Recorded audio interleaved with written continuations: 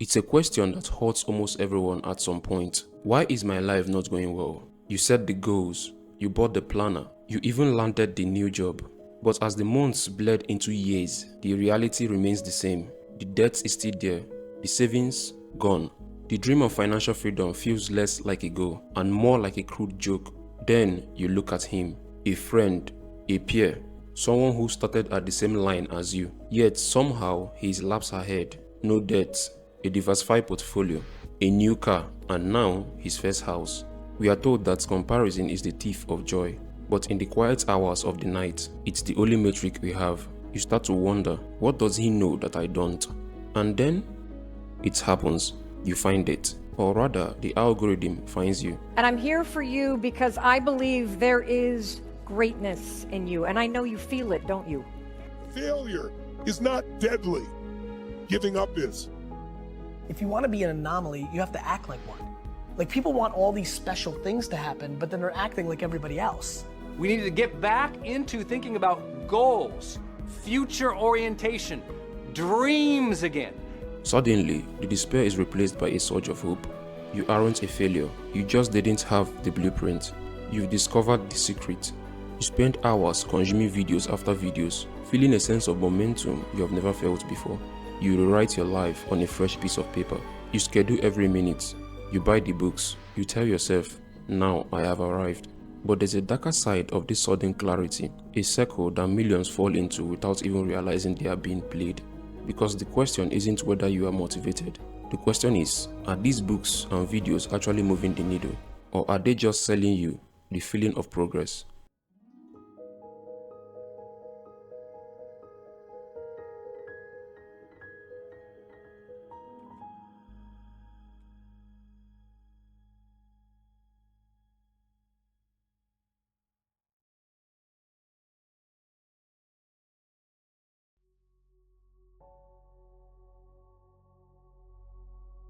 Now that you have entered the world of self-help, you feel like a different person entirely.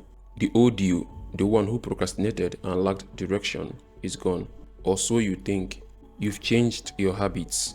You're waking up earlier. You're tracking your expenses. Even the people around you have started to notice the change. They admire your focus. They compliment your discipline. And for the critics who say they don't see any real results yet, you have a ready-made answer provided by your mentors. Faking until you make it worked when nobody was watching. You have a moment where you can go forward or you can give up. But the thing you have to keep in mind before you give up is that if you give up, the guarantee is it will never happen. That's the guarantee of quitting. But there's a term for what you're experiencing, something far more clinical than growth. It's called the illusion of progress. It's a cognitive bias where the brain confuses the feeling of advancement with the actual substantive work required to achieve a goal.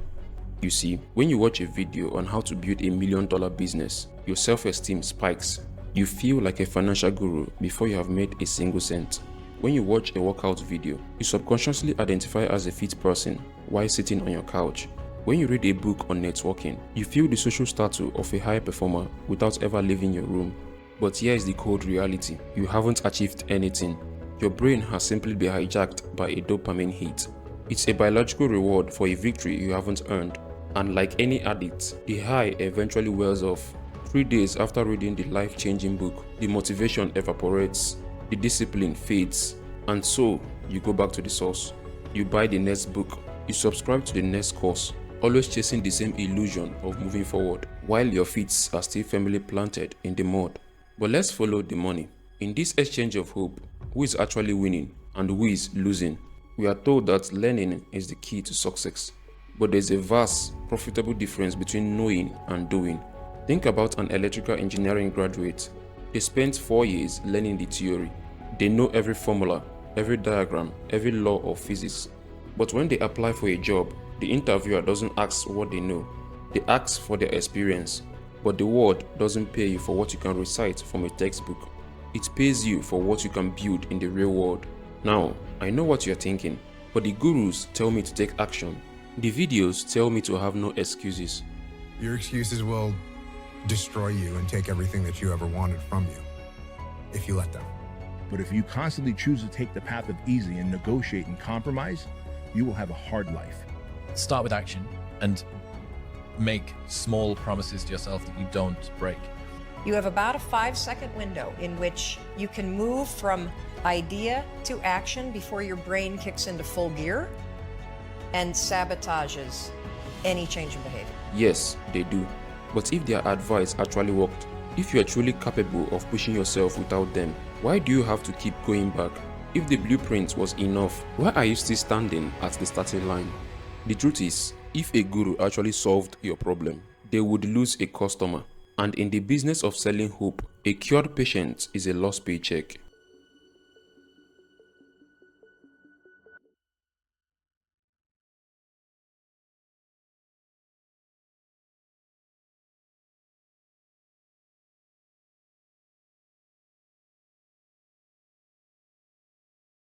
The numbers are staggering.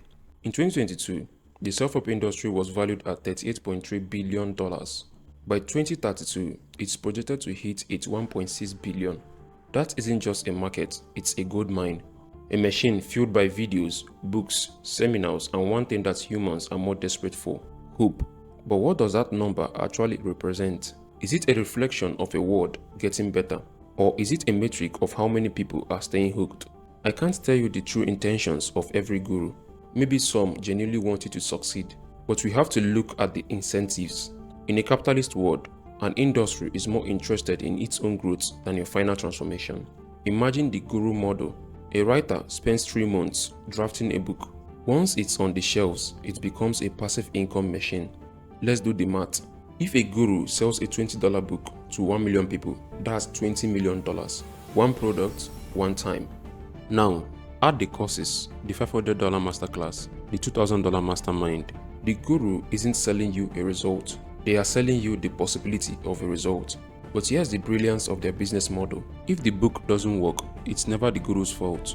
It's yours. I didn't follow the steps properly. I wasn't disciplined enough. The failure is internalized. And what do you do when you feel like you have failed? You go back to the store. You search for the next big secret.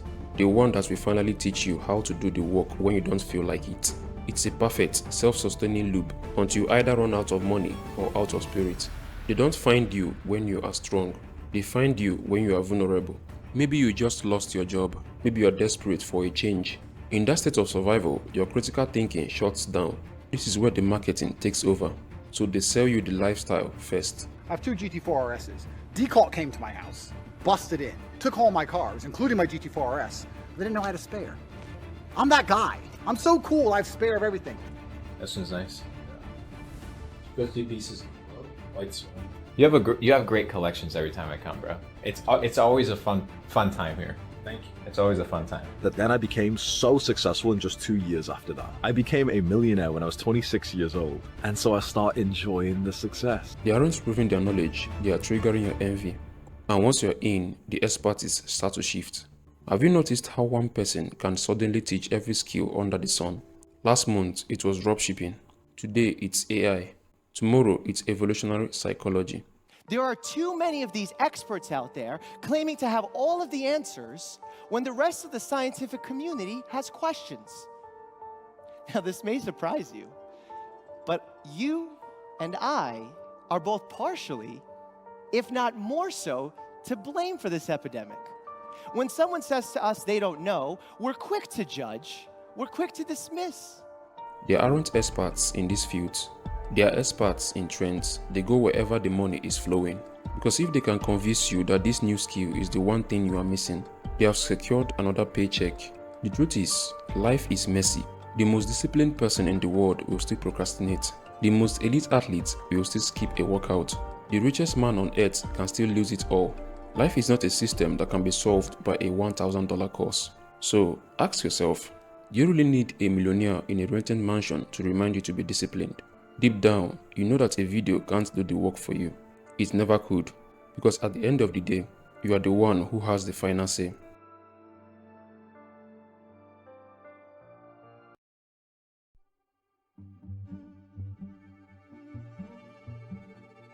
There's a shared ideology that underpins every corner of the self-help world. Nobody you know has actually created success without working their face off. It doesn't exist. Work hard, okay? Work hard. It is a myth that you're not going to work hard. I'm working harder today than I ever have in my life. And then just work like hell. I mean, you just have to put in, 80 to 100 hour weeks every week. It's so easy to be great nowadays, my friend, because most people are weak. Most people don't want to go to that extra mile. Most people don't want to find that extra because it sucks. It's miserable. It's lonely. It's a simple, seductive idea. The harder you work, the more successful you become. It sounds logical. It sounds fair. After all, if you're an employee making $20 an hour, the math is undeniable. Work 5 hours and you have earned $100. Push it to 8 hours and you have made $160. In this world, time is the only variable that matters. But what if you're an entrepreneur? The guru tells you that working hard means more calls, more meetings, more output. But there's a question they rarely ask. Does the quantity of your time actually correlate to the quality of your work? I am not saying you shouldn't work hard to earn more, but it becomes a problem when the hustle begins to consume every other part of your life. Have you heard this before? Rich people don't sleep 8 hours a day. That's a third of your life. It ain't but 24 hours in a day. You cannot be sleep 8 hours a day. It sounds inspiring until you actually try it. I have tried it, and I know exactly where it leads. I don't know how true these billionaire sleep schedules are, because I haven't slept in a billionaire's house. And let's be honest, the people shouting these quotes on YouTube haven't either. But science tells a different story.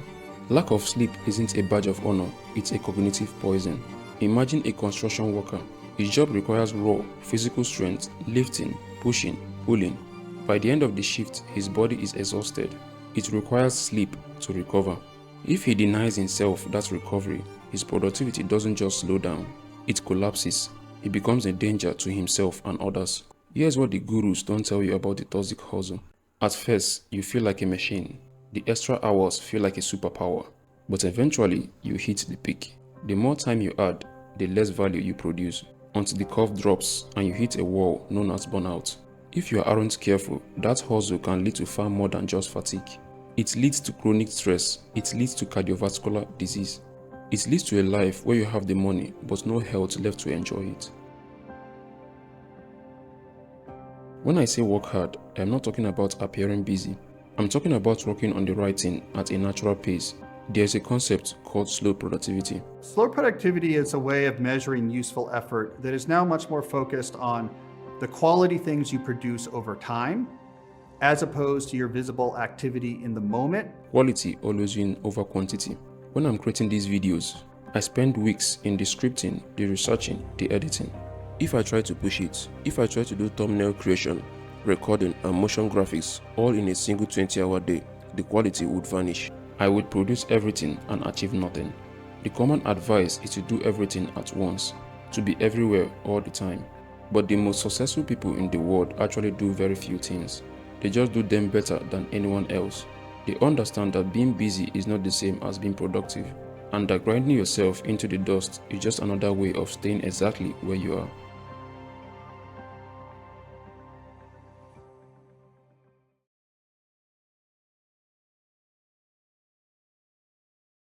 Americans are not feeling any better about the overall economy. The U.S. labor market is not as strong as it has appeared to be. Unemployment is rising and hiring is sluggish at best. It's no secret that your trip to the supermarket is costing more. Compared to last year, overall grocery prices have risen nearly 3%. It's easy to feel like a failure, to think that you're stuck because you aren't motivated enough or because you have a lazy brain.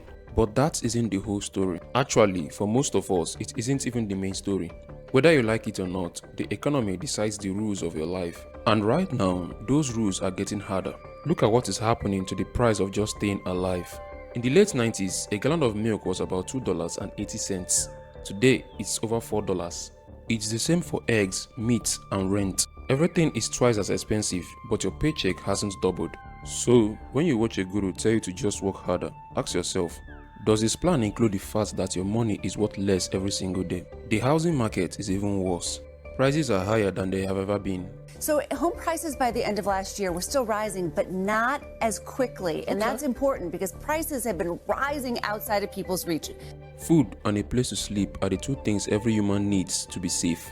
But for the middle class, those things are becoming more impossible to afford. The dream that our parents had, where one job could pay for a house and a family, is basically dead.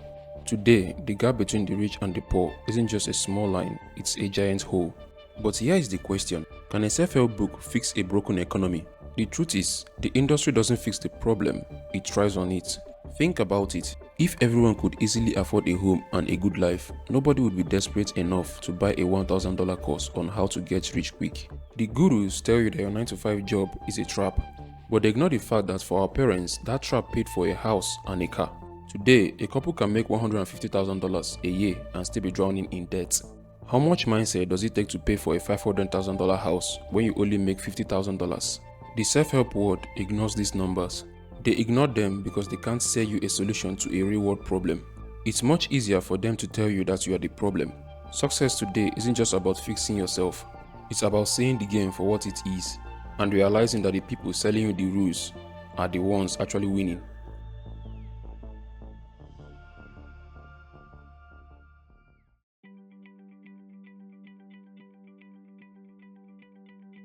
This topic is too big to cover every detail in one video, but I've tried my best to show you the parts that matter most. I'm not saying self-help is a complete lie, but whenever you feel the urge to buy the next book or that expensive course, just remember one thing: there are no guarantees. No matter what the guru promises you, there is no sure thing. If you can keep that in mind, you will have the right mindset before you even turn the first page.